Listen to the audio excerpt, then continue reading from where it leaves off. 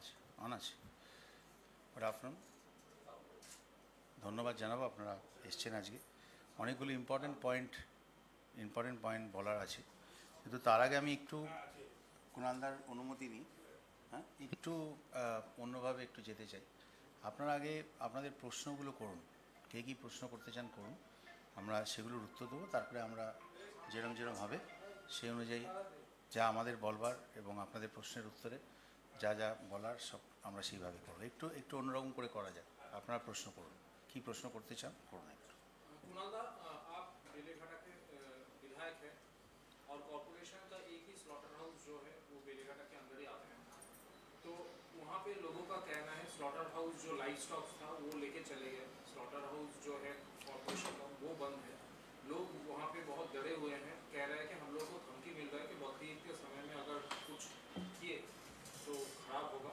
तो लोग आरोप लगा रहे हैं कि सरकारी जो स्लॉटर हाउस है वो भी बंद है और बकरीद के समय में उन लोगों को धमकी मिल रहा है कि बकरीद ना पालन किया जाए। वहाँ से कुछ इन्फॉर्मेशन आया है, हमारा पार्टी देख रहा है, बातचीत चल रहा है, वहाँ का जो लीडर्स है वो इन्फॉर्मेशन दे रहे हैं।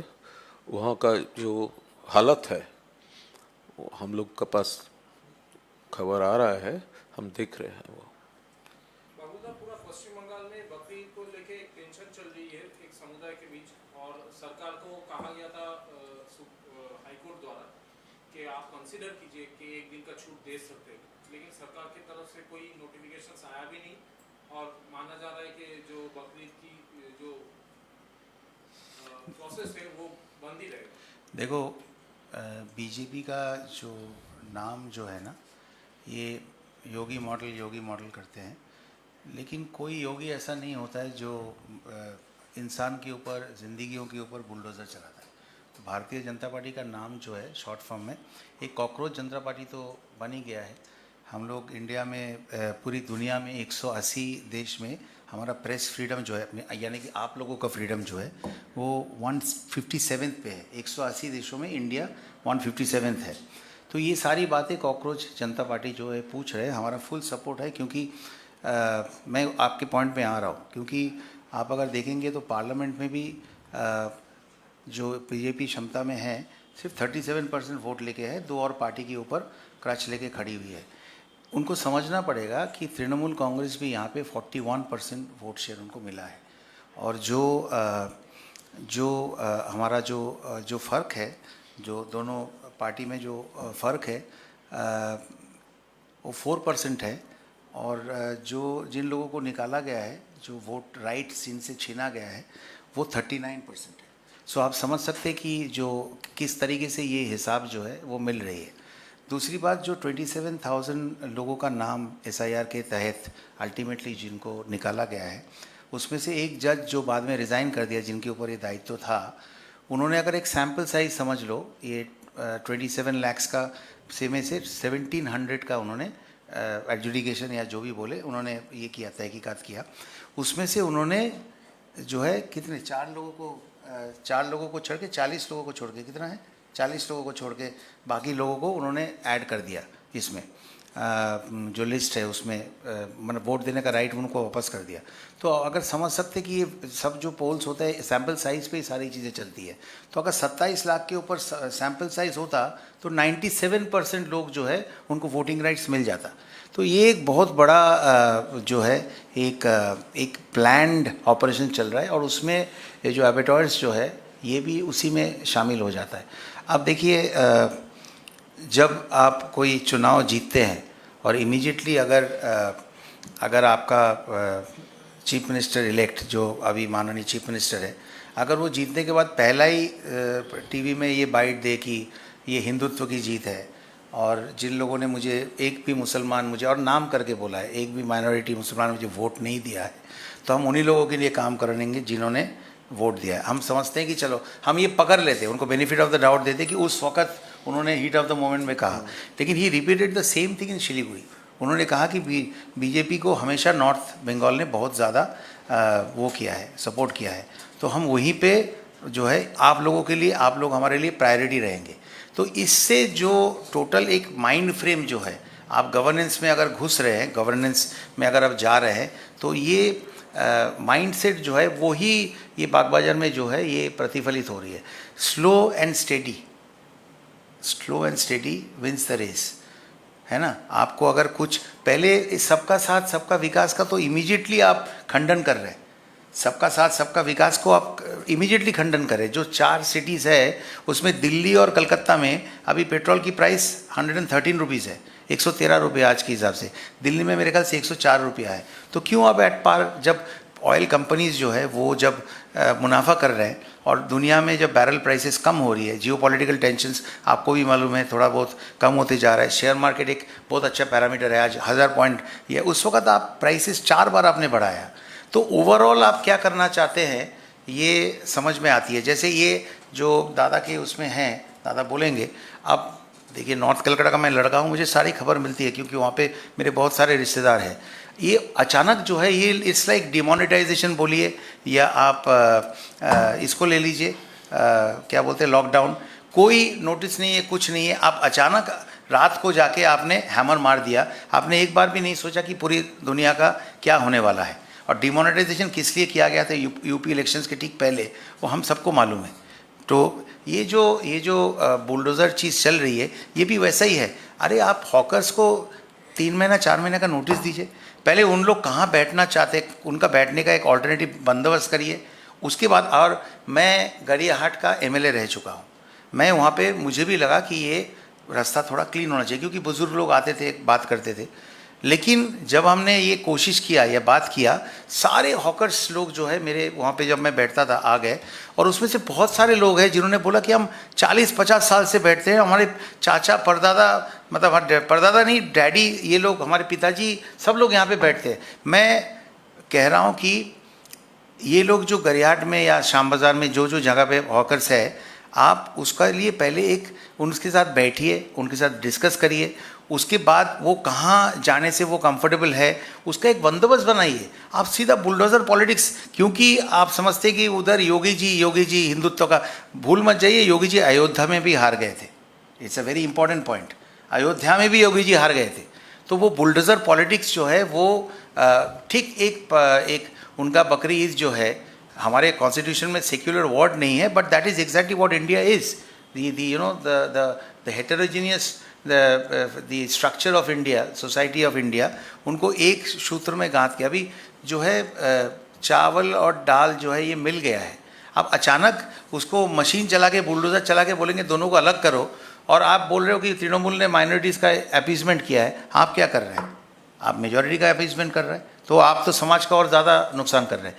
तो आपको जो नियम कानून जो है आपको उसको लागू करना है, एक गवर्नमेंट वो कर सकती है, लेकिन उसमें लॉजिक और ह्यूमैनिटी दिखना चाहिए, एक कंपोजर दिखना चाहिए, एक कंपैशन दिखना चाहिए। वो कम्प्लीटली ज़ीरो है, वो नहीं दिख रहा है, वो नहीं दिख रहा है। और ये जो है बंगाली जो है वो एक मांसासी, एक আমরা আমিষ খাওয়া লোক, আমরা মাংস মটন খাওয়া লোক, আমরা বিভিন্ন জায়গা থেকে, হ্যাঁ আপনি বলতে পারেন যে ওপেনলি স্লটার হচ্ছে, সেটা ঢেকে করুন বা কিছু করুন। আপনি রাতারাতি সব কিছু এভাবে বন্ধ করে দিতে পারেন না। বেসিক্যালি যেখানে আপনাকে এটা মাথায় রাখতেই হবে যে সামনে একটা বড় পরব আছে। মানে সমস্ত ধর্মকে যদি আপনি একভাবে দেখেন, আচানক ক্রিসমাসের 7 দিন আগে আপনি একটা কমিউনিটির মধ্যে টেনশন ক্রিয়েট করতে পারেন না। আমার এটাই বক্তব্য। আপনি গভর্নমেন্টে এসছেন, আপনি যেটা আপনার মনে হচ্ছে আপনি করুন। বিরোধীরা, আমরা তার বিরোধ করব, আমরা ডেফিনেটলি তার বিরোধিতা করব, কিন্তু যেটা আমাদের মনে হবে যে অন্যায় হচ্ছে, এক্ষেত্রেও সম্পূর্ণভাবে অন্যায় হচ্ছে। এবং এই যে হঠকারী সিদ্ধান্তগুলো হঠাৎ এই গরিব মানুষদের উপর চাপিয়ে দেয়। হকার কারা বলুন তো, একটু ভেবে দেখুন তো, হকার কারা? হকার তো নিজেরা হকার হয়নি। আপনি একবার ইয়েতে যান, আমি স্ট্যান্ডার্ড চার্টার ব্যাংকে চাকরি করতাম, আপনি একবার ইয়েতে আমাদের ডায়ালিসিস করে যান, দেখুন সমস্ত মানুষ ওইখানেই খাবার খাচ্ছে, সমস্ত মানুষ ওখানে। It has become for a very long time, it has become part of the society, part of the entire ecosystem. তো আপনি ওটার মধ্যে আলোচনা করুন, আপনি একটা অল্টারনেট ব্যবস্থা করুন। আপনি হঠাৎ বুলডোজার পলিটিক্স কিন্তু বেঙ্গলে চলবে না। বিজেপিকে মনে রাখতে হবে যে ওদের ফার্স্ট লেটারটা, অ্যাক্রোনিম যেটা বিজেপি, তার ফার্স্ট বিটা কিন্তু it stands for bulldozer. They have to keep that in mind. এবং এই ককরোচ পার্টিকে দেখুন, যারা বিজেপির বিরুদ্ধে একটা লড়াই করছিল, হঠাৎ তাদের পাকিস্তানি অনেক আছে, এটা সেটা নানা রকম এজেন্ডা আছে, প্রোপাগান্ডা আছে, ইয়ে আছে বলে টুইটারে তাদেরকে নিষিদ্ধ করে দেওয়া হয়েছে। ওয়াই? তো এই সব জিনিসগুলোকে ওদের মাথায় রাখতে হবে। আপনি বলুন দাদা। एक मिनट, ये कुर्बानी का जो सवाल है, हमारा honourable MLA mister Akhruz Zaman prayed before Honorable High Court that the related law of 1950, there is a clause 12 subclause 4. Under that subclause, he prayed for some relief, but that is still pending in the court, and the state government till now I don't know whether they have responded or not. So that is the problem. We are trying to solve it legally, but they are not responding properly. How do you explain that? You know, you take emergency cases right away. You call us, hearing on the same day, 2 o'clock, 4 o'clock, and then this is such an important thing. And the courts, the law, the judiciary is a huge pillar of the of a democratic country. And you don't respond to important thing. I don't know. At this point of time, as we speak, we are not aware of any such reply that has come from the High Court. Right. Let's be very, very clear about it. But then again, in a country where you remove the Chief Justice of India from the committee which chooses the Election Commissioner of India, you just where the Supreme Court itself, whatever it is, they have not taken some good things. We can always disagree with that. But they have even said that, you just bring a cabinet minister in place of the CGI, so that there is, what is the point of holding a meeting? You have already won 2:1. Similarly, this this logical discrepancy, it has been questioned. We are questioning it. We are fighting for it. Cockroach Janata Party, what is the first clause that they have? That no retired judges should be made our Rajya Sabha members. Why is that the first thing in there? Because we have seen this happening in the judiciary. That tarnished the image. I'm not talking even about the caged parrot. At one point of time, only CBI was called the caged parrot. Today you can join ECI, ED, NIA, you can join them with it. There are pros and cons to every side. But if we see, everything is happening one-sided. Are you trying to say that, if you do ED and CBI rates, law should apply for everyone? To the BJP netas all over India, how many of them which you have washed with your washing machine are going to go under the, are going to be reprimanded, or they are going to be, what should I say? They will be caught. They have already been caught doing illegal things, but they have all been washed. Everything has been put under the carpet. We can go state by state, and give you data on which particular neta has what a big voluminous case or fraud against them. And in Bengal, if you see, 30 lakh voters or 27 lakh voters were not given their legitimate rights, right? We had a honorable judge in the Supreme Court saying that if you don't vote this time, or if you don't get your voting rights this time, it doesn't mean that the next time you cannot vote. Do any of you agree to it? Take politics aside. Do any of you agree to it? So many of them have been denied of their voting rights. And as I said, I reiterate that, it's just 3.99%, the number of SIR, the number of legitimate voters who have been taken off, who didn't get the right to vote, and the difference is 4 lakhs.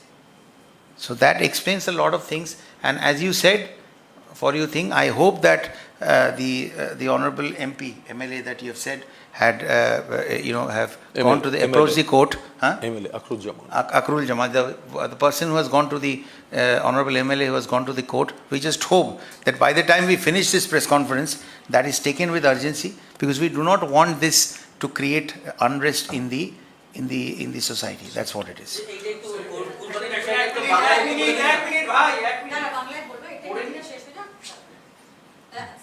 दूसरा सवाल था कि ये जो party office में press conference कर रहे हैं, नोटिस दिया गया है ओनर की तरफ से, आपको लगता है जिस इमीडिएट इलेक्शन का अनाउंसमेंट के बाद इसके पीछे कोई पॉलिटिक्स है? एंड सेकंड थिंग, आप लोगों का क्या प्लान है इसके बाद, कहाँ शिफ्ट होगा पार्टी ऑफिस? देखिए, ये पूरा पार्टी का इंटरनल मैटर है. हमारा खुद का जो party office, permanent party office, वो तो वहाँ पर अब जानते हैं, वो काम ख़त्म होने वाला है और रिनोवेशन का काम, और ये एक टेम्पोररी अरेंजमेंट था। तो इसका जो मैनेजमेंट है, इसके साथ हमारा पार्टी लीडरशिप को पूरा कम्युनिकेशन है। तो ये पूरा इंटरनल पार्टी ম্যাটার্স है, दैट इज মানে আপনাদের এটা কোনো খুব একটা বাড়তি বিষয় না, এটা তো একটা অস্থায়ী সাময়িক বিষয় ছিল, এবং এর মালিকের সঙ্গেও আমাদের পার্টি নেতৃত্বের পূর্ণ যোগাযোগ আছে, কমিউনিকেশন আছে। আমাদের তো আমরা তো বলেই ছিলাম আমরা ভোট অবধি থাকবো, তারপর আমরা আমাদের পুরনো বাড়িতে যেটা নতুন করে সাজানো হচ্ছে সেখানে আমরা যাব, সেটা আমাদের নেতৃত্ব কমিউনিকেট করে নেবেন। আরেকটা বিষয়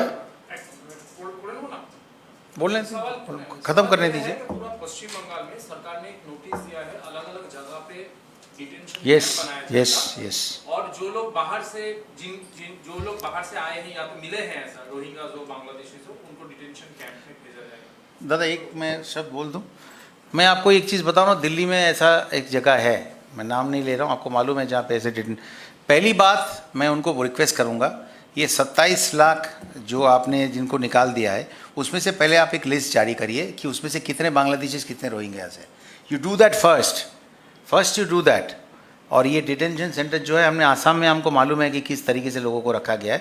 आप बोल रहे हैं कि जो घुसपैठिया हैं उनको आप इंडिया में नहीं रहने देंगे, वो इलीगल तरीके से रह रहे हैं, ठीक है, कोई बात नहीं, आप उसको करना चाहते हैं, लेकिन आप 27 लाख वोटर में से इतने दिन तक जो आप एलिगेशन लगाए कि सब बांग्लादेशी सब रोहिंग्या है, पहले लिस्ट तो निकालो भाई।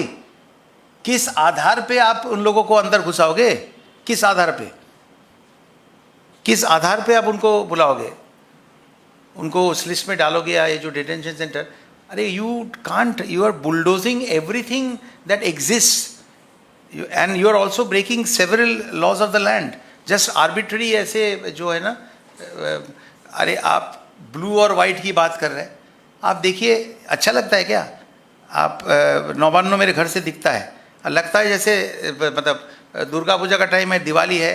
After all in our country Phagwa is a religious colour. आप पूरा नौबान्नो के ऊपर आपने ऑरेंज कलर का लाइट्स लगा दिया, और कितने बेकार तरीके से, मतलब दोनों लाइट का लाइन जो है वो सेम इक्विडिस्टेंट भी नहीं है। आप रात को जाकर नौबान्नो का एक फ़ोटो लीजिए, ऐसा करना चाहिए क्या? That means you are spoiling the the social जो structure है, जो strata है, उसको आप जो आप बोल रहे हैं मुंह से कि हिंदुत्व की जीत है, आप एग्जैक्टली काम में भी वही करके दिखा रहे हैं। सर एक प्रश्न है कि तृणमूल सुप्रीमो ने इंडिया अलायंस को एकत्रित होने के लिए आह्वान किया है, और ये भी कहा है कि जो अगला मीटिंग होगा वो जून के बिगिनिंग में ही होगा। सामने में हम सब जानते हैं कि उत्तर प्रदेश की चुनाव है 2027 में, अभी बंगाल चुनाव हो चुकी है, तो सर सबको एकत्रित करना, क्या एक तरह से बोल सकते हैं कि ममता दीदी ही जो है नेतृत्व देंगी आने वाले दिनों में इंडिया अलायंस? इंडिया एक अलायंस है, इंडिया अलायंस अपने आप में चुनेगी, उसमें हम लोगों को कुछ बोलने का हक नहीं है। हमारे पार्टी सुप्रीमो सब नेताओं के साथ टच में है, सब पार्टी के नेताओं के साथ टच में है, और इसमें कोई दोहराई नहीं है कि जैसे हम बंगाल में लड़ेंगे। भूल मत जाइए कि 80 हमारे MLAs है, इट्स ए ह्यूज ऑपोजिशन।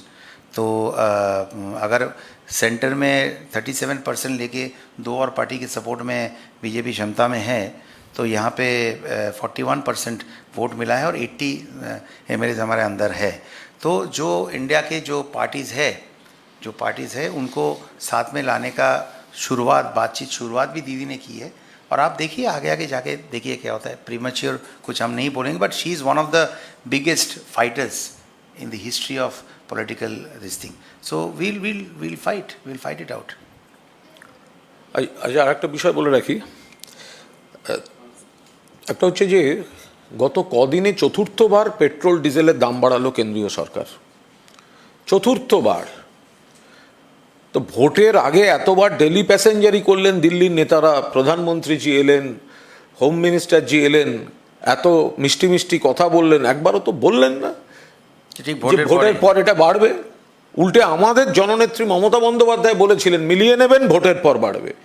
কি বাড়লো পেট্রোলের দাম, ডিজেলের দাম। ডিজেল তো সেঞ্চুরি হওয়ার থেকে 18 পয়সা দূরে আছে, 100 টাকা হওয়ার থেকে 18 পয়সা দূরে আছে। পেট্রোল বেড়ে গেল, ডিজেল বেড়ে গেল, রান্নার গ্যাসের বেড়েই ছিল, কমার্শিয়াল যেগুলো বাণিজ্যিক মারাত্মক, অটো তার LPG বেড়ে গেল। আজকে কলকাতায় পেট্রোল 113 টাকা 51 পয়সা, 2 টাকা 87 পয়সা বেড়ে, আর ডিজেল 99 টাকা 82 পয়সা, 2 টাকা 80 পয়সা বেড়ে। তো এখন এর প্রভাবটা শুধু যার গাড়ি আছে তার উপর পড়ছে তা নয়, তা তো পড়ছেই। পাশাপাশি যারা গণপরিবহনে যাতায়াত করেন, যিনি অটোতে উঠবেন, যিনি বাসে উঠবেন, যে কোনো ক্ষেত্রে তার চাপ পড়বে। এর প্রভাব মূল্যবৃদ্ধিতে গিয়ে পড়বে, কারণ ট্রান্সপোর্টেশনে বাজারে আপনি আমি যে সমস্ত জিনিস, খাদ্য সামগ্রী থেকে অন্যান্য সামগ্রী যেগুলো ব্যবহার করি, ট্রান্সপোর্টেশনের খরচ বেড়ে যাবে। ফলে সাধারণ মানুষ, এমপ্লয়মেন্ট, গরিব মানুষ, নিত্যযাত্রী সবার ক্ষেত্রে একটা সর্বনাশা জনবিরোধী নীতি এই কেন্দ্রীয় সরকার নিয়েছে।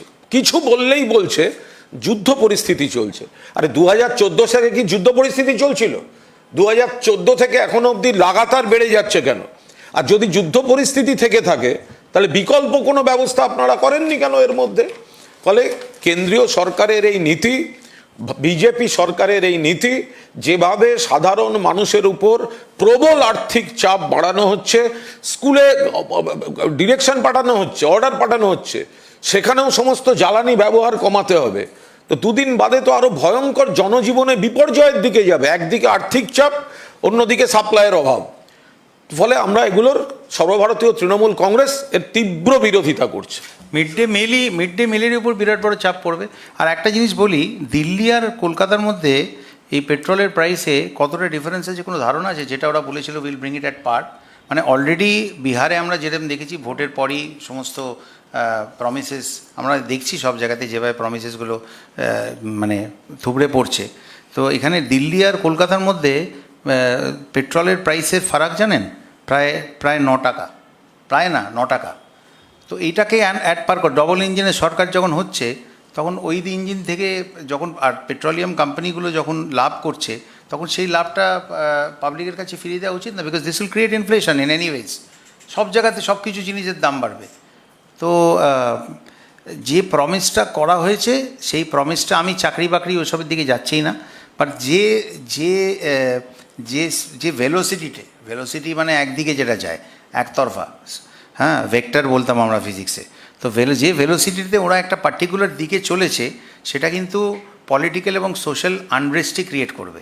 সেটার যে ইনিশিয়াল যে একটা সরকারের প্রথম মানে 7 দিন 10 দিনে যে একটা গতিপথ তৈরি হয় বা তাদের একটা ফ্রেম অফ মাইন্ড বোঝা যায়, সেটা কিন্তু পরিষ্কার হচ্ছে এবং সেটা কিন্তু খুব একটা ভালো দিকে যাচ্ছে না।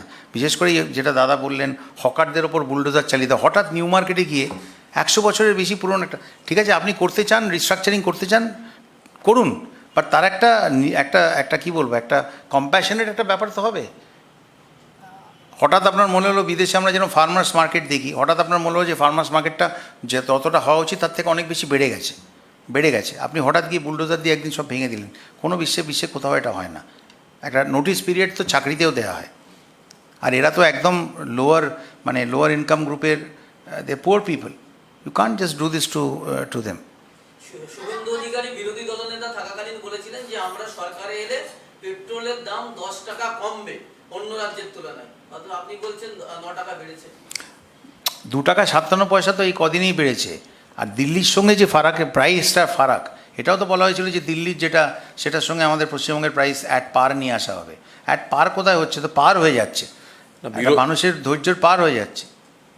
বিরোধীরা যেটা বারবার বলছিলেন যে যখন মমতা বন্দ্যোপাধ্যায় সরকার ছিল, তখন বিরোধীরা বারবার যেটা বলছিলেন সেটা হচ্ছে রাজ্য সরকার যে করটা নিচ্ছে অবিলম্বে প্রত্যাহার করে নেওয়া হোক, তাহলে পশ্চিমবঙ্গে পেট্রোল ডিজেলের দামটা কমে যাবে, জ্বালানির দামটা কমে যাবে। তো এখন তো মমতা বন্দ্যোপাধ্যায় সরকার নেই, এখন ইলেকশন কমিশন স্পন্সার্ড বিজেপির সরকার। তো তাঁরা এবার সেই করটাকে তুলে নিন, যেটা দাবি করেছিলেন সেটা নিজেরা করে দেখান। তাহলে স্টেটের যে অংশটা আছে ট্যাক্সে, আপনারা সেটাকে উইথড্র করে নিন। আপনারাই তো দাবি করেছিলেন আগের সরকারের কাছে, আমাদের সরকারের কাছে, মমতা বন্দ্যোপাধ্যায় সরকারের কাছে। এবার সেটা করছেন না কেন, যেটা বাবুল বললেন? তাহলে এমন একটা অবস্থা হয়ে আছে যে দিল্লির থেকেও আমাদের কলকাতায় আজকে এই মুহূর্তে দাঁড়িয়ে পেট্রোলের দাম অনেকটা বেশি, 9 টাকা বেশি। 9 টাকা বেশি। তো তাহলে রাজ্য সরকার যে ট্যাক্সটা নিচ্ছে সেটা অবিলম্বে উইথড্র করা হোক, যেটা আপনাদের দাবি ছিল আপনারা করে দেখান। সরি 9 টাকা না, 11 টাকা 50 পয়সা বেশি। দিল্লিতে হচ্ছে 102 টাকা 12 পয়সা, আর কলকাতায় হচ্ছে 113 টাকা 51 পয়সা। 11 টাকা বেশি। 11 টাকা বেশি। আপনারা ভেবে দেখুন, এতে এতে আপনারা সবাই এফেক্টেড। আর এই মানে একজন যখন মুখ্যমন্ত্রী হন বা কোনো মিনিস্টার হন, একবার জিতে যাওয়ার পরে যারা হেরেছেন তাদেরও তিনি মুখ্যমন্ত্রী, যারা ওনাকে ভোট দিয়েছেন তাদেরও মুখ্যমন্ত্রী, যারা ভোট দেননি তাদেরও কিন্তু মুখ্যমন্ত্রী। যে বয়ানগুলো উনি দিয়েছেন সেই বয়ানগুলো যদি অ্যাকচুয়ালি উনি ফলো করেন, যেগুলো পরিষ্কারভাবে বলেছেন সেখানেই হোক, যদি ফলো করেন তাহলে কিন্তু আগামী দিনে যে আমাদের যে সোশ্যাল স্ট্র্যাটা যেটা আছে সেটা কিন্তু বিপদে পড়তে চলেছে। কারণ বিভিন্ন জায়গায় কিন্তু মানুষের মধ্যে ক্ষোভ তৈরি হচ্ছে। একটা এই যে অ্যাবেটর্নে যেটা তুমি বললে, মানে সরকারি কসাইখানা যেটা বললে, এইসব জিনিসগুলো কিন্তু আলটিমেটলি একটা বিরাট বড় একটা এফেক্ট, কিন্তু একটা ডমিনোস এফেক্ট হিসেবে সোসাইটিতে কিন্তু পড়বে। সেটা কিন্তু সরকারকে কি বলবো। আর দেখুন, আরেকটা জিনিস হচ্ছে যে এই যেটা দাদা বললেন যে ইসিআই স্পন্সার্ড বিজেপি সরকার, এটা মানে আক্ষরিক অর্থে এরকম সত্যি হতে পারে, এটা মানে জাস্ট ভাবা যায় না। মনোজ আগরওয়াল আইটিতে আমার সেক্রেটারি ছিলেন, তো আমি ওনাকে ভালোভাবেই অনেকদিন চিনেছি, দেখেছি। ভাবুন, উনি ইলেকশন কমিশনার হলেন, ওনাকে করা হলো, আর ঠিক তারপরেই উনি হয়ে গেলেন চিফ সেক্রেটারি। এবারে এটা আমাদেরকে গবেষণা করতে হবে যে ওনাকে আগে থেকেই কি এটা বলা ছিল, যে আপনি যেমন বোপ থেকে কি আগে থেকেই বলা ছিল যে আপনি এই জিনিস হলে এই জিনিস হতে পারে। হ্যাঁ, আপনি নাম সরিয়ে দিন, যেটা আমি বলছি, কোনো একটা জাজকে কি বলা ছিল, নাকি কারোকে এটা বলা ছিল যে আপনি ঠিকঠাক করে করুন, এইভাবে করলে আপনার এই হতে পারে, এটা দেখছি। আচ্ছা, এই যে অ্যাডজুডিকেশন বা এই যে চেকিংয়ের জন্যে করার জন্য সুব্রত গুপ্ত ছিলেন, তাই তো? ওনার এক্স্যাক্ট ডেজিগনেশনটা কী ছিল? মানে ডেপুটি স্পেশাল রোল, তাই তো? Special roll. তো সুব্রত গুপ্তর আপনি ডেজিগনেশনটা দেখুন, chief adviser two chief minister. एक तो दे शुड बी सम आंखों की शर्म जो हम बोलते हैं, थोड़ी बहुत तो होनी चाहिए। ऐसा कैसे आप कर सकते हैं? ऐसा नहीं हो सकता ना। तो फिर the questions will arise, what were this arrangements made before this persons were appointed in this responsible post.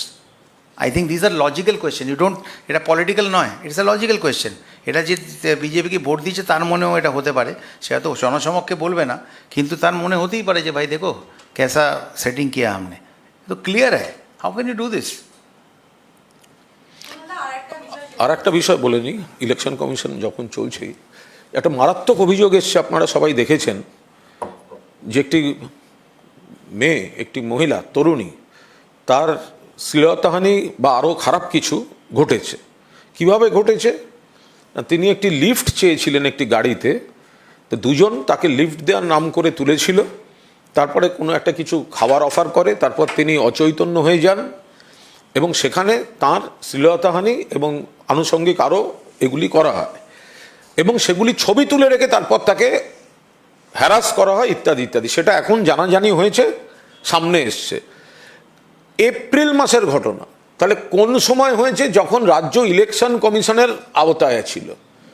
তো তাহলে যে সময়টা এই তরুণী শ্লীলতাহানি, নির্যাতন, নারী নির্যাতন, এই ঘটনাটা কলকাতা শহরে বেহালা অঞ্চলের ঘটেছে, তো সেই সময় তো রাজ্য দায়িত্বে ছিল ইলেকশন কমিশন। তাহলে কথায় কথায় যারা অন্য ব্যাখ্যা করেন, সেই ব্যাখ্যাগুলো বন্ধ করুন। আর ইলেকশন কমিশন সেই সময় কি করছিল, কোন অফিসাররা দায়িত্বে ছিলেন, কি হয়েছিল, তাহলে সেগুলো তাদেরও একটু তো দায়িত্ব নিতে হবে। কিন্তু কুণালদা, রিসেন্টলি আমি একজন ক্যাবিনেট মিনিস্টারের বয়ান শুনলাম, মহিলা ক্যাবিনেট মিনিস্টার, আর নামটা আমার করছি না, আমি জোর করে নিয়ে গেছিলাম যদি, যাই হোক। তো বলেছেন যে ওই দিদি ক্যাটকলটা নাকি ঠিকই ছিল মোদিজির। এটা আপনি জানেন কিনা আমি জানি না। উনি বলেছেন যে ক্যাটকলটা ওই যে দিদি ওটা ঠিক ছিল। হ্যাঁ, এটা অসুবিধে কী আছে? তো যদি ওনারা মনে করেন যে চিফ মিনিস্টারের এটা, মানে প্রাইম মিনিস্টার এটা হতে পারে ল্যাঙ্গুয়েজ, তাহলে আমার মনে হয় যদি অন্য পার্টির কেউ কোনোভাবে কোনো মানে কি বলবো ইনঅ্যাপ্রোপ্রিয়েট কিছু বলে করে, তাহলে মানে সেক্ষেত্রে ইট ছোড়াটা একবার ভাবতে হবে। Because you are talking about the highest constitutional head, constitutional president হলেও ডিফ্যাক্টো তো প্রাইম মিনিস্টারই দেজুরে হতে পারে, ডিফ্যাক্টো তো প্রাইম মিনিস্টারই। উনি যদি এটা বলে ছাড় পেয়ে যেতে পারেন, মানে এটা যদি এনার মনে হয় যে এটা ঠিকই বলা আছে, ভুল কী আছে, তাহলে আর কী বলার আছে, কিছু বলার নেই। মানে এটা এক্সপেক্টেড যেটা, বাট আমরা দাবি করছি যে ইলেকশন কমিশনের যখন তাদের আন্ডারে ছিল ওয়েস্ট বেঙ্গলের ল অ্যান্ড অর্ডার, সেই সময় এই যে ঘটনাটি ঘটেছে এর পূর্ণাঙ্গ তদন্ত হোক এবং তার যে রিপোর্ট ইমিডিয়েটলি জনসমক্ষে সেটা পেশ করা হোক, যে কী হয়েছিল, কোন অফিসারের জন্য দায়ী ছিল, এবং সবচেয়ে বড় কথা এপ্রিল মাসের ঘটনা এতদিন বাদে সামনে এলো কেন, কে এটা চেপে রেখেছিল। আমার মনে হয় অনেক মহিলা জার্নালিস্টও আছে যারা অনেক রাত অবধি কাজ করে, এইটা কেন ওই সময় ঘটেছিল আর কেনই বা যেটা সামনে আসছে, ওই সময় সাপ্রেসটা কে করেছিল, সাপ্রেসিং অফ ফ্যাক্ট, দোষীদের ধরা। ইয়েস। আজকে মুখ্যমন্ত্রী জনতার দরবার ছিল, সেখানে বহু সাধারণ মানুষ গিয়েছিলেন এবং সেখানে গিয়ে তাদের সমস্যার কথা, অভিযোগের কথা বলেছেন এবং তারা বাইরে বেরিয়ে পড়েছেন যে এটা তৃণমূল আমলে কখনো সম্ভব ছিল না যে সরাসরি মুখ্যমন্ত্রীর সঙ্গে কথা বলা। এই বিষয়টি আপনারা কিভাবে দেখছেন? কেন, মেয়র তো টক টু দ্য মেয়র তো হতো, টক টু দ্য মেয়র তো হতো। দেখুন, মমতা বন্দ্যোপাধ্যায় মুখ্যমন্ত্রী যখন ছিলেন তার বহুদিন আগে থেকেও প্রত্যেক রোববার মমতা বন্দ্যোপাধ্যায়ের বাড়িতে একেবারে এই জনতার দরবার সেটি নিয়ম করে বসে এবং সেখানে বিভিন্ন বিভাগ আলাদা করে ভাগ করা থাকে। সংগঠনের যেমন কোনো সিনিয়র নেতা থাকেন, পুলিশের যেগুলি দেখার কথা সেখানে সিনিয়র একজন পুলিশ অফিসিয়াল থাকেন, যেখানে কোনো ব্যুরোক্রেসির কাউকে রাখা দরকার ডিপার্টমেন্টের কারুর দরকার থাকেন, এবং এটা লিগাল কারুর থাকলে লিগাল ডেস্ক থাকে। ফলে এই জনতার দরবার বা মানুষের আমজনতার মুখ্যমন্ত্রীর কাছে সরাসরি বলা স্কোপ এবং সেগুলো চটজলদি তার ফলো আপ এবং অ্যাকশন হয়, এটা মমতা বন্দ্যোপাধ্যায় যখন মুখ্যমন্ত্রী ছিলেন না তখন থেকে করে এসেছেন, এবং যখন মুখ্যমন্ত্রী ছিলেন তখনও কিন্তু আগাগোড়া এটা হয়ে এসেছে। ফলটা আমরা দেখতেই পাবো। আপনারা সবাই একটা চিঠি লিখছেন না কেন প্রাইম মিনিস্টারকে, যে উনি একটা অন্তত প্রেস কনফারেন্স করুন। অনেক আনকমফোর্টেবল প্রশ্ন সবাইকে ফেস করতে হয়। তো যদি শুভেন্দু অধিকারী এরকম একটা এক্সাম্পল ক্রিয়েট করে, যেটা অবভিয়াসলি আগে দিদি করেছিলেন, সেটা উনি সেই ট্র্যাডিশনটা বজায় রাখার জন্য উনি করছেন। আমি বলবো না উনি নতুন কিছু করেছেন, যেটা দাদা বললেন। আমি তো সবে 3 বছর 3.5 বছর এখানে এসেছি, কিন্তু আপনারা সবাই মিলে একটা চিঠি লিখুন না বেঙ্গল থেকে, যে মন কি বাত নয় জনতা কি বাত যারা শুনিয়ে। তো উনি তো আজ পর্যন্ত কোনো প্রেস কনফারেন্স করেননি, আমার মনে হয় না, করেনি, অ্যাকচুয়ালি করেনি।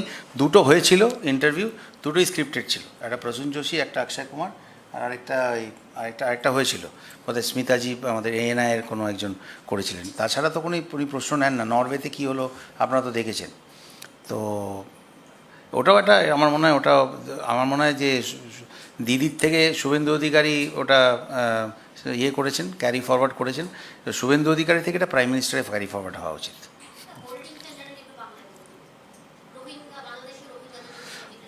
ওটা হচ্ছে যে এই যে বলছেন যে ডিটেনশন ক্যাম্প বা এই ধরনের কি একটা ক্যাম্প বলেছেন, আমরা কিন্তু এই মুহূর্তে এই ধরনের ডিটেনশন ক্যাম্পের তীব্র বিরোধী। তার কারণ হচ্ছে, এই যদি কেউ অবৈধ অনুপ্রবেশকারী বাংলাদেশ থেকে ঢুকে থাকে, তাদের প্রথম কথা দায়িত্বটা হচ্ছে কেন্দ্রীয় সরকারের BSF-এর ঢুকছে কী করে, তার সঙ্গে রাজ্য পুলিশের কোনো সম্পর্ক নেই। আইন সংশোধন করে বর্ডার লাইন থেকে 15 কিলোমিটারের বদলে 50 কিলোমিটার পর্যন্ত BSF নিয়েছে। এরপরে যে ব্যবস্থাটা এখন চালু আছে সেটা হচ্ছে, যদি কেউ অবৈধভাবে ঢুকে থাকে, সে রোহিঙ্গা হোক বা অবৈধ যে কেউ ঢুকে হোক, তাকে অ্যারেস্ট করে কোর্টে পুলিশ প্রডিউস করে, কোর্ট তাকে জেলে পাঠায়, জেল থেকে নির্দিষ্ট ট্রান্সপোর্ট দিয়ে পুশব্যাক করা হয়, এবং এটা কিন্তু একটা ধারাবাহিক প্রসেস, এটা নতুন নয়। সেক্ষেত্রে তো সেই প্রসেসটাকেই ফলো আপ করা তো যেতেই পারে, যে এখনও সেটা কন্টিনিউ করা যেতে পারে। 2 নম্বর, নতুন করে যে এই ডিটেনশন ক্যাম্প বা এই ধরনের, তো কত লোকের এখনও বৈধ ভোটার পেন্ডিং করে ফেলে রেখেছে। 2 নম্বর হচ্ছে, ভিন্ডিকটিভ রাজনৈতিক বা অন্য কোনো দৃষ্টিভঙ্গিতে প্রতিহিংসাপরায়ণভাবে কাউকে এর মধ্যে ফেলা হচ্ছে কিনা, হ্যারাস করা হচ্ছে কিনা, এগুলো তো একটা ঝুঁকি বা আশঙ্কা নিশ্চিতভাবে থেকে যাবে। বা তাড়াহুড়ো করতে গিয়ে টেকনিক্যাল ভুলবশত কেউ বলি হয়ে যাচ্ছেন কিনা, তো সেগুলো দেখতে হবে। ফলে একটা প্রসেস, আর আপনাদের হাতে তো কেন্দ্রের সরকার, আপনাদের হাতে রাজ্য সরকার, তো বর্ডার দিয়ে ঢুকবেই বা কেন? ডিটেনশন ক্যাম্পের প্রশ্নটা আসছে কোথার থেকে? বর্ডারটা আপনারা আটকান। তা ত্রিপুরা তো ডবল ইঞ্জিন সরকার সোকল্ড, তাহলে সেখানে আগরতলা স্টেশন থেকে রোহিঙ্গা বা অবৈধ বাংলাদেশি গ্রেপ্তার হয় কী করে? তো সেই জায়গা থেকে এখন রাতারাতি এই ক্যাম্প অমুক তমুক একটা সিস্টেম রয়েছে, সিস্টেম থাকুক, শান্তিপূর্ণভাবে বৈধ ভোটারদের সমস্ত রকম যাচাই হয়ে যাক, এবং আপনারা বিএসএফকে অ্যালার্ট রাখুন যাতে ওখান থেকে কেউ না ঢোকে। সবার আগে তাড়া হচ্ছে ক্যাম্প করতে হবে, তার বদলে আসল জিনিসটা রুট থেকে, বর্ডার লাইন থেকে, সেটাকে আপনাদের দায়িত্ব, আপনারা দায়িত্বটা পালন করুন। ওই বর্ডার ওই এটার ক্যাম্পটার কি নাম দেওয়া হয়েছে? হ্যাঁ, হোল্ডিং সেন্টার। অ্যাকচুয়ালি ওটা দেখুন is equal to detention centre, যেটা আমরা ইয়েতে দেখেছি, that is what it is. এবারে তার মধ্যে কাদেরকে নিয়ে যাওয়া হবে, যেটা কুণালদা একদম কারেক্টলি বললেন, সেটাও কিন্তু আমাদেরকে তিনজনকে হোল্ডিং সেন্টারে রাখা হচ্ছে, তিনজন সন্দেহভাজন সন্দেহভাজন যত, হ্যাঁ কারেক্ট, আমি আপনার কথাটা থেকেই বলছি। সন্দেহভাজন হলে তাকে তো একটা রুলিং পেতে হবে না, যে সন্দেহভাজন বলে আপনি ডিটেনশন ক্যাম্পে ঢুকিয়ে দিলেন, যেটা উনি প্রসেসটার কথা বললেন, একটা পার্টিকুলার প্রসেস ফলো করতে হবে। যারা তিনজনকে ঢোকানো হয়েছে তাদের মাইনরিটি থেকে, বাংলাদেশি মাইনরিটি। আচ্ছা আচ্ছা, আমি তারা যদি সিম্পল কোয়েশ্চেন, তথ্য প্রমাণ না দেখাতে পারে, হ্যাঁ, তাহলে আবার হোল্ডিং কেন? তাদের ওখান থেকেই তো বাংলাদেশ থেকে ঢুকতেই দেওয়া হবে না, ফেরত দিয়ে দেওয়া হোক। আর যদি ঢুকে যায় তাহলে কোর্টে প্রডিউস করুক, তার রেকর্ড থাক, কোর্ট জেলে পাঠাবে, জেল পুশব্যাকের অফিসিয়াল রেকর্ড দিয়ে বাংলাদেশে পাঠিয়ে দেবে, হয়ে গেল। বিএসএফের এই 50 কিলোমিটার তো আগে ছিল না। সিপিএমের আঙুলে কত উদ্বাস্তু ঢুকেছিল, গঙ্গার ধারে সমস্ত হাটমেন্ট তৈরি হয়েছিল, আমি নিজের চোখে ব্যান্ডেলে দেখেছি, রাতারাতি সব ইয়ে তৈরি হয়েছিল। তার সেখানে আপনি যাদের ধরছেন তার পেছনে একটা লিগ্যাল প্রসেস আছে। আর দেখুন এই ভিন্ডিকটিভ পলিটিক্স তো হচ্ছে আমাদের, মানে কতটা নিচু লেভেলে হচ্ছে। সল্টলেক স্টেডিয়ামের সামনে যে একটা সুন্দর ইয়ে ছিল, একটা ফুটবলের যেরকম মাস্কুলার পা হয় সেরকম একটা দেয়া আছে, তার উপর থেকে আপনি বিশ্ব বাংলাটা সরিয়ে দিতে চান, আপনার প্রতিহিংসা আছে বিশ্ব বাংলার উপরে, আপনি ওটা সরিয়ে দিতে চান। আরে ওটা সরিয়ে দিন, দিয়ে একটা ফুটবল রাখুন না, একটা গোল ফুটবল রাখুন। ফুটবলের নানা রকম সুন্দর সুন্দর ডিজাইনের ফুটবল আছে, একটা রাখুন। আপনি পুরো স্ট্রাকচারটাকেই ভেঙে দিলেন। এটা কি, এটা কি? এটা মানে this is the lowest level one can stoop in terms of vindictive politics. আর পোস্টপোল ভায়োলেন্স নিয়ে কি হচ্ছে, পোস্টপোল ভায়োলেন্স নিয়ে আপনারা অনেক কিছু বলতে পারেন, কিন্তু অ্যাট দ্য সেম টাইম আমি সত্যি কথাই বলবো, কিছু মনে করবেন না, মিডিয়া কিন্তু রিপোর্ট দেখাচ্ছে না, মিডিয়া দেখাচ্ছে না, বিশেষ কয়েকটি চ্যানেল কিন্তু একদমই দেখাচ্ছে না। কিন্তু পোস্টপোল ভায়োলেন্স কিন্তু হচ্ছে এবং সেটা ভালোভাবেই হচ্ছে। কারণ আমার কি বলবো, ব্যক্তিগতভাবে আমার স্টাফ আছে যারা বহুদিন ধরে 30 বছর ধরে আমার সঙ্গে মিউজিক্যাল স্টাফ হিসেবে আছে মাইনরিটি থেকে, তারা আরামবাগ অঞ্চলে বিভিন্ন জায়গায় কি হচ্ছে সেটা আপনারা যদি দেখান বা দেখেন ওখানে গিয়ে, তাহলে আপনি বুঝতে পারবেন যে যেটা বলা হয়েছিল সেটা সেটা হচ্ছে না, এবং সেটা পর্দার আড়ালে রাখার নানা রকম ব্যবস্থা করে নেওয়া হয়েছে। কুণালদা, এবার একটা অন্য প্রসঙ্গে, সেটা হচ্ছে যে আমরা দেখলাম মদন মিত্রকে আবার দমদমের দায়িত্ব দেওয়া হলো। আমরা এর আগে তৃণমূলের একাধিক সংগঠন দেখেছি, ফ্যাম দেখেছি, আবার সেই আমরা দেখতে পাচ্ছি মাঠে কিন্তু বয়স্করাই নামছে, সেটা শোভনদা হতে পারে, আপনি হতে পারেন, মদনদা হতে পারে। আরে আমার কত বয়স, 28 চলছে। আগে আমাদের দেখতাম একেবারে শীর্ষ ভাগে থাকতো বা একেবারে প্রথম সারিতে, তাদেরকেই দেখছি, যারা আমরা জুয়া হোক ফ্যান হোক সেইগুলোকে দেখা যাচ্ছে। না না, ব্যাপারটা সেরম নয়, আদৌ সেরম নয়। প্রথমত দলের এটা সম্পূর্ণ অভ্যন্তরীণ ব্যাপার। মমতা বন্দ্যোপাধ্যায়ের নেতৃত্বে কয়েকটা জেনারেশন তৈরি হয়েছে এবং বিভিন্ন পেশার মানুষ, বিভিন্ন পেশার কৃতি, তারা এই সংসদীয় রাজনীতির যে স্রোতটা তাতে পার্টিসিপেট করেছেন। ফলে আপনারা যে অবজারভেশনটা দিচ্ছেন সেটা একান্ত আপনাদের অবজারভেশন। আমরা পার্টির মধ্যে যে কোনো একটা কারণে ইসিকে ব্যবহার করে সরকার পক্ষে ওরা বসছে, আমরা বিরোধী পক্ষে বসছি, কিন্তু আমাদের এখনও 80 জন বিধায়ক, এতজন সাংসদ, এতজন পুরপিতা, এতগুলি পুরসভা, এতজন পঞ্চায়েতের ত্রিস্তর, গোটা দলটা এবার ওনারা একটা মহল তৈরি করেছেন, তার সঙ্গে এখনও সেই পোস্টপোল ভায়োলেন্সটা চলছে। আমাদের প্রবলেম হচ্ছে পোস্টপোল ভায়োলেন্স, ওনাদের প্রবলেম হচ্ছে পোস্টপোল বিজেপি। তো এখন এই গোটা সমস্যাটাগুলো একটু থিতোতে দিন, ওইগুলো এখন মানে ওটা পার্টির একদম ইন্টারনাল বিষয়। জিজ্ঞাসা করি, সেটা হচ্ছে যে এতগুলো ইস্যুতে আপনারা বললেন যে পেট্রোলের দাম বেড়েছে, পোস্টপোল ভায়োলেন্স, হোল্ডিং সেন্টার, সেখানে তৃণমূল কংগ্রেস 80টা সিট রয়েছে বিরোধী হিসাবে। সেই ঝাঁঝালো কোনো আন্দোলন, এমনকি মমতা বন্দ্যোপাধ্যায়কে আমরা দেখছি ফেসবুক লাইভ করছে, সেই ঝাঁঝালো আন্দোলন এখনো কেন দেখতে? আপনার কি মনে হয় যখন যে মুহূর্তে সবে আপনি সরকার একটি রেজাল্ট বেরিয়েছে, আজকে হচ্ছে 25, 21 দিন হয়েছে, আমাদের প্রচুর কর্মী ঘর ছাড়া, কেউ গ্রেফতার, তাদের পুরনো 5 বছরের মামলায় যাদের নামও নেই তাদের নাম নতুন করে যোগ করে তাদেরকে অ্যারেস্ট করানো হচ্ছে। সমস্ত রকমভাবে একটা আক্রমণ চলছে। ফলে আমাদের নেত্রী রোজ বৈঠক করছেন, আইনজীবীদের সঙ্গে কথা বলছেন, আইনি পথে যেতে হচ্ছে। অধিকাংশ বিধায়ককে তাদের এলাকায় চলে যেতে হচ্ছে, সাংসদদের বিভিন্ন জায়গায় দৌড়তে হচ্ছে, তাদের যারা ঘর ছাড়া তাদের সঙ্গে যোগাযোগ, তাদের ঠিকঠাক ব্যবস্থা করা, যারা গ্রেফতার হচ্ছে তাদের জামিনের ব্যবস্থা করা, যাদের জামিন হচ্ছে না তাদের পরিবারের পাশে দাঁড়ানো। ফলে তার মধ্যে দিয়েই আস্তে আস্তে প্রতিবাদ এবং সংগঠনটা এগিয়ে আসছে। Thank you. সিপিএম গতকালকে ফলতা নির্বাচনের ফলাফলের পরে তারা দ্বিতীয় স্থানে উঠে আসায় তৃণমূলকে কটাক্ষ করে ফলতার গোটা রেজাল্টটা সিপিএম এর ব্যর্থতা, সিপিএম এর লজ্জা। তৃণমূলের সমালোচনা তো অনেক হয়েছে। তৃণমূলের প্রার্থী তিনি যেটা করেছেন সেটা আমরা কেউ সমর্থন করছি না। পার্টির এতে ফেস লস হয়েছে। আবার তার দিক থেকে সমস্যা ছিল যে যারা ভোট করে, পোলিং এজেন্ট, কর্মী, একের পর এক তাদের ঘর ছাড়া করে দেওয়া হচ্ছে, আটক করে নেওয়া হচ্ছে। এবার আমাদের ক্যান্ডিডেট ভোটের আগে ঘোষণা করে দিলেন যে আমি ভোটে নেই, হলো। এবার সেটা হয়তো করা ঠিক হয়নি, সেটা আমরা পার্টিতে বুঝবো, কিন্তু তৃণমূলের তো অনেক সমালোচনা হলো। এবার যদি ঘুরিয়ে বলি, আরে তৃণমূলের প্রার্থী তো সরে গেছে, তৃণমূল নেই, সিপিএম জিতে দেখালো না কেন? সিপিএম এর তো স্কোপ ছিল, তাদের তো তখন আইএসএফ থেকে শুরু করে সিপিআই এমএল লিবারেশন থেকে শুরু করে বাকি সংগঠনগুলো তো সিপিএমকে সমর্থন করেছিল। তা তৃণমূল যখন নেই, আমাদের ক্যান্ডিডেট যখন নিজে ঘোষণা করে সরে গেছে, তাহলে সিপিএমের তো এইটা সুযোগ ছিল দেখাবার যে ওরা বিজেপিকে হারাতে পারে, তো পারেনি, তো ওদের লস। এটা আজও বাংলায় বিজেপিকে যদি কেউ টক্কর নিতে পারে, হারাতে পারে, সেটা তৃণমূল কংগ্রেস।